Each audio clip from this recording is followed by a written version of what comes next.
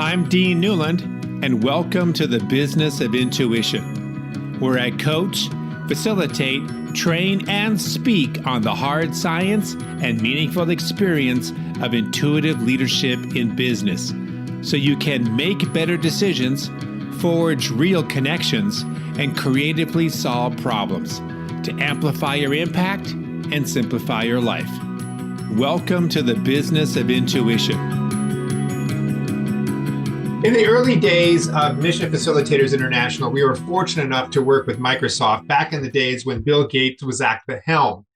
And since then, I've always wondered how interesting it is to be able to be in an organization where the founder is still around and making decisions and going through the transition of becoming less important and transitioning others into a role of thought leader so that the organization can grow and scale.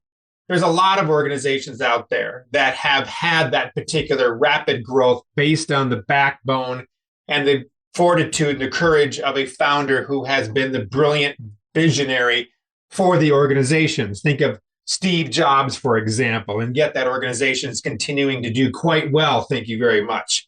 Well, my next guest on the Business of Intuition actually worked at Hewlett-Packard for 28 years, part of which he actually was there when Hewlett and Packard were at the helm running the organization.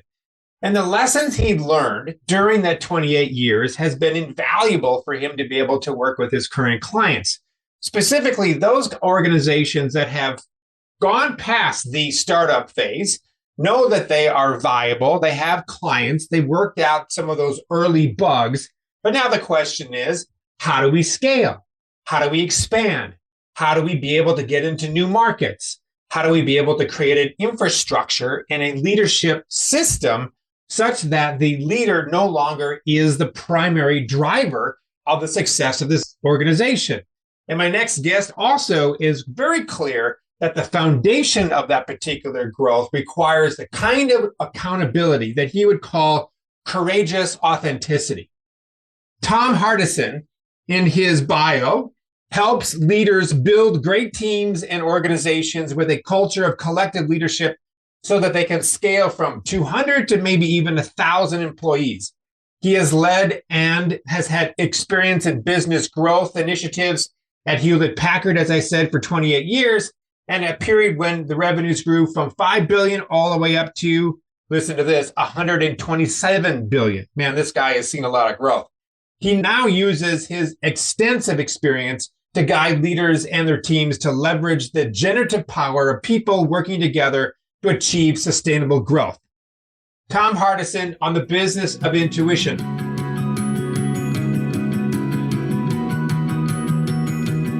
Tom, it's great to have you on the show, and I just am delighted to hear of your experience. You have had quite a background in working with large organizations like Hewlett-Packard, and I know that you've got your own company now that's doing some great work.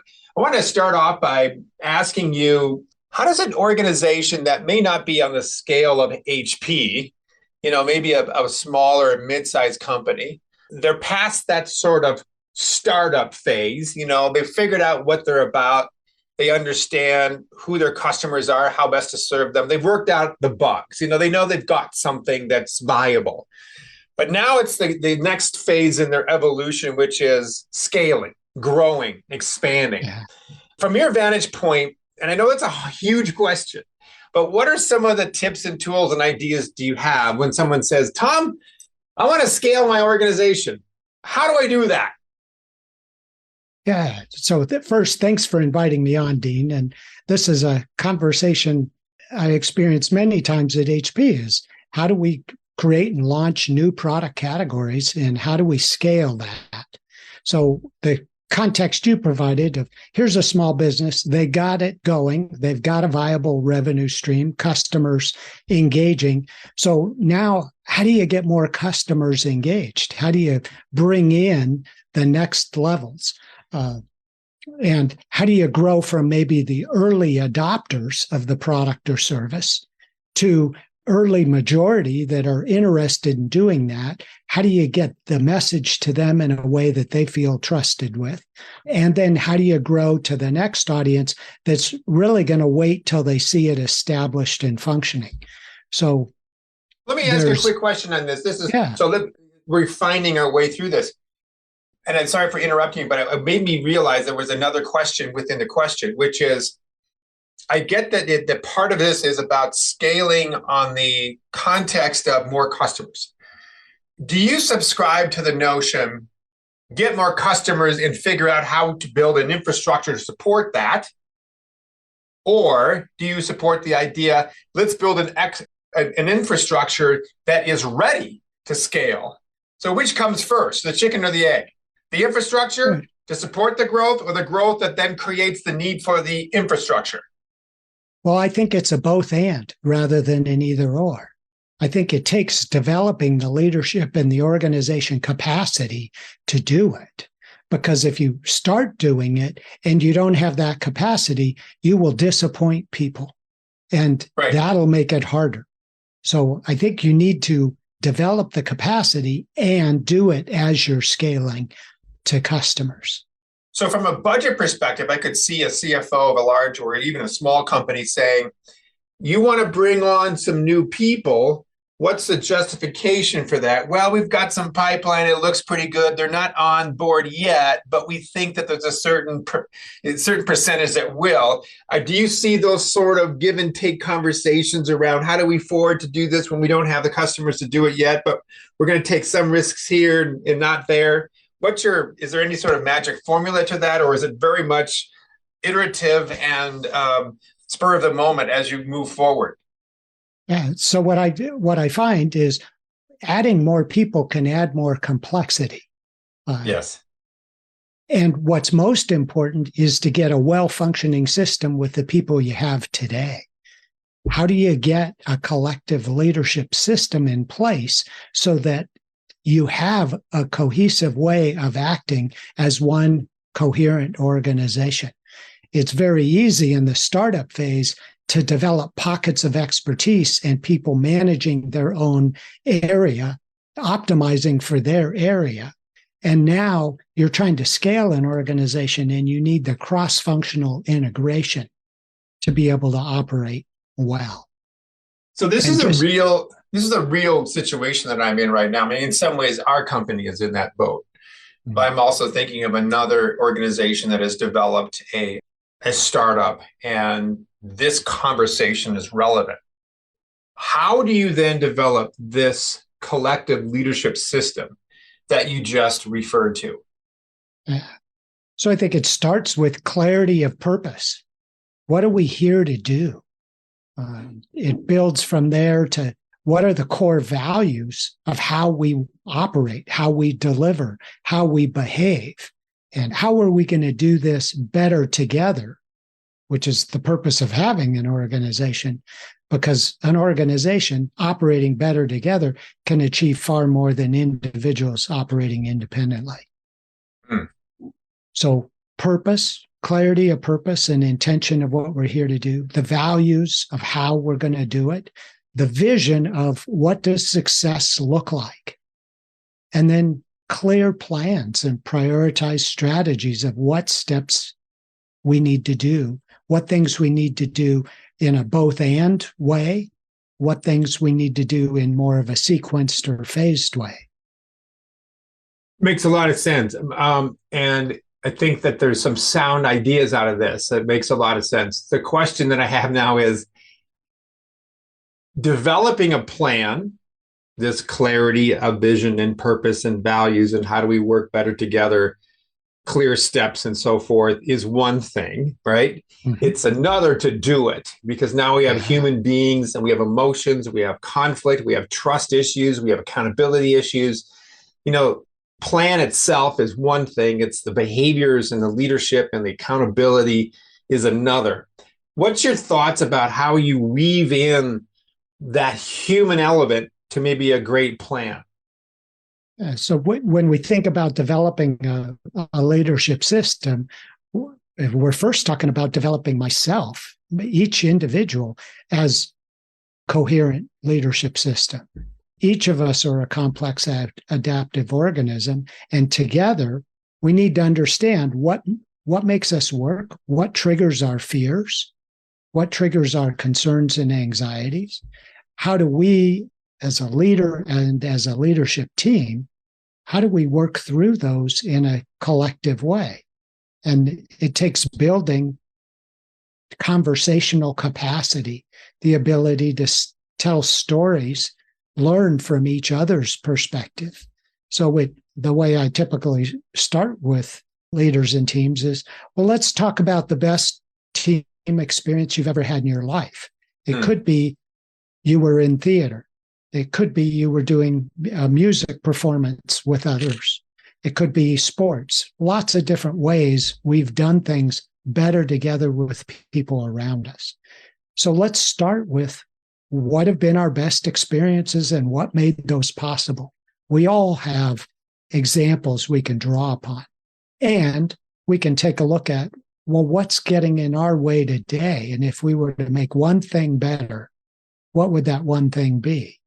So that we have a collective development plan of how we can be better together and what one thing we want to focus on for now to do that. So I love it. And it's congruent with a lot of things that I've noticed as well. And I want to ask another question around this. It makes me think, and there's so many models out there. There's one that's coming to mind, which has been around for a while. This one that from Patrick Lencioni about the 5 dysfunctions of a team. And the reason why that model is so timeless is that it just makes sense. It starts with trust. And that's the foundation of all learning organization. Then it goes to the ability for us to have a healthy conflict based on the fact that we have enough trust in which to be able to engage in that. And then you got this whole idea around commitment, which is sort of what you've been talking about now, is the commitments around behavior, around clarity of purpose, about our values and how we behave with each other. And then, of course, we're all fallible human beings, right? We go off maybe under the best intentions. We don't necessarily try to have blind spots, but we inadvertently make mistakes, and we don't even know it. We don't even realize that we just have done something that may have offended somebody, or we didn't realize that our behavior was somehow misinterpreted. How do you build in that level of accountability at the point where we've already established this clarity and this direction, but now it's the act of doing it? How do we build in the accountability piece? Well, it's by conversation and holding each other accountable, saying, what was it we intended to do? Where are we in doing it? Are we getting the outcomes we are seeking? And if not, what are we learning about it? And what is it that is getting in our way of doing that? And so part of it is we can look at what are the dysfunctions of a team.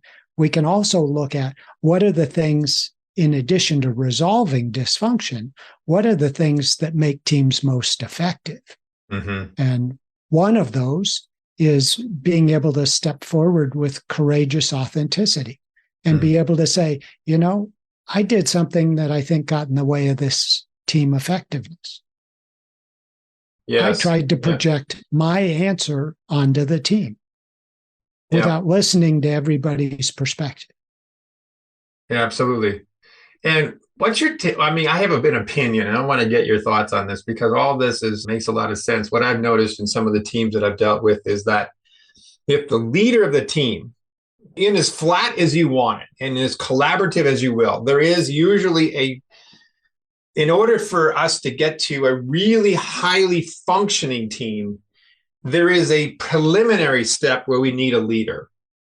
We need somebody to be the champion of the process, maybe not necessarily the person who models it the best, but is at least trying. And it may be at some point through our evolution as a team, it becomes much more of a collective versus a hierarchical structure. Well, so that's my opinion. I sort of feel like that you have to have a strong leader to be able to at least champion the process. Without that, you were pushing on a rope. What's your sense on that? Well, I think we need the first mover. And whoever's the first person in starting a company or a business, there's usually one person who had an idea. And then in order to move it forward, they sought out someone who would agree to go with them on this journey, exploration. And so the first mover, yes, we need them. And the first mover isn't always the leader for the whole process. So it takes building a shared leadership. And there's a wide range of organization structures and how people operate, and a wide range of cultures in organizations. So it really, I think, comes down to what extent does the work, does the outcome, the purpose of the organization depend upon interdependent action of the members of the organization? Mm. If an organization can operate mostly independently, so I think of organizations where we might take plumbing as an industry. Most plumbers are operating mostly independently on the job with a high level of support. So there's key support they need, and there's a lot of independent action. Now you get into complex buildings, plumbers need more of a systemic view and much more interdependent action to make the whole system work. So again, it depends on the context. Yeah, I want to just call out a good book for the people who are listening in on this regarding this topic. It's called The Wisdom of Teams. You may have read it by a guy named John Katzenbach out of Harvard. It's one of those that have been around for probably 15 years, and I keep referring back to it. And the great thing about him, which is what I think you're saying, Tom, is that there are different kinds of teams. Some of them are much more interdependent and some of them are much more, work in their own area. They are independent versus interdependent, and that you structure your team based on the outcome of what it's supposed to do, right? So so you have a different process for different types of teams. What did you learn? You spent all this many years at HP, 28 years. I mean, that's a long time. That's a career right there. I mean, one, what was it like? That's number one. And number two, what did you learn that now helps you in the work that you do today? Sure. Well, one, it was one of the best learning experiences of my life, and it went on for a long time, partly because I was able to shift around. I had 22 different roles within the company in 28 years. Started in manufacturing, figuring out how to improve manufacturing distribution processes, moved to product marketing, and worked on developing brand new products and product categories, then moved into business integration and simplification across different parts of the company. So how do we do business on the internet as one company rather than a bunch of divisions? And then new business development and merger integration. So I got to see a very large business from a lot of different perspectives, a lot of it being starting up new initiatives or new product categories. So I also got to be there in the last years that Bill Hewlett and Dave Packard were involved in the company. So I got to learn a lot from people that had grown up with Bill and Dave about the HP way, which was, let's start with purpose. Let's start with the mission, the values, the vision, and then let's put together a coherent plan that's going to help us get from where we are to where we want to be and manage learning in that process. And one of the core values was we get our work done through teams. And every project I was on involved people from different functions coming together to solve what was needed to serve stakeholders beyond just the team, whether it's customers, investors, employee needs. So just addressing the broader stakeholders that we're there to serve and meeting their needs as a team was a very powerful learning experience for me. Was that actually a part of that was a written value that we get things through teams? It's interesting that they call that out in order to make sure that people's mindset was correct, that we are not working in silos, that we are having to do the work we do in an interdependent way. I think that's really interesting that they did it that way. And they did that from the beginning. It was Bill and Dave as a partnership.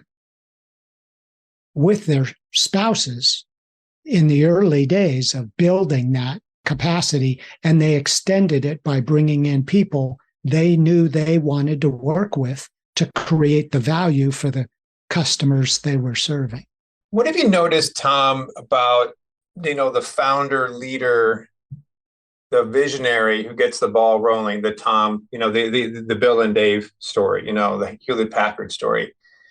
At some point, you get so big, you have to let go of control. Otherwise, you become the problem. What have you, either their story or others you've seen, how are leaders been able to go through that interpersonal transformation that they realize that they have to get out of the way? And how do they best do that? Because they've got the vision, they understand it backwards and forwards. Nobody knows how to do it better than they do. But in fact, they have to let go if this company is going to grow. Any stories on that? Yeah, so I think it really depends upon the intention and the focus of the founder. So in Bill and Dave's case, they didn't start with, we're going to build a great product and here's what it is. They started with, we're going to build a great company that we want to work with and in together, and we're going to build that company to deliver great value. And then they began to try, well, what are the products that might be able to serve people? And a lot of experiments, not all of them worked. And what they built along the way was a way of building and growing a company and organization to serve specific sets of customers. And when I take a look at some of the founders that may not make the transition, they become very much tied, normal human process of taking ownership for a product or a service and being the owners of that because they were the founders and the creators of it. And ownership bias is one of the things that we, as human beings, we get more attracted to things we have ownership of. And we filter out things that are warning signs that this might not be a good idea to continue. Right. And we push other people away that might question and propose ways of evolving that could be very helpful because of our capacity as a founder to do that. Right. Right. So founders need to be open to other perspectives and really be considering, what is it I'm seeking to create? So Hewlett-Packard, the guys had this, Bill Gates had this, Steve Jobs had this, other famous people who have, started, led amazing organizations where they had to step away and let the company run on its own. How does a founder who has got the brand of the company directly on their back and on their forehead, they are the brand. It is Steve Jobs. It is Bill Gates. It is Hewlett-Packard. It is them. It is them. How do you begin to shift the perception of the company away from a person to the values, vision, mission, purpose, whatever, of the organization? How do you start to sort of switch that out? So it's no longer me, it's this a larger thing. How does that happen? Well, I think it starts with candid conversations by the founder with their advisors. If they are just operating in their own mind, it's really hard for people to make the shift as individuals. It's hard for me or for anybody else to say, I need to shift what I'm doing.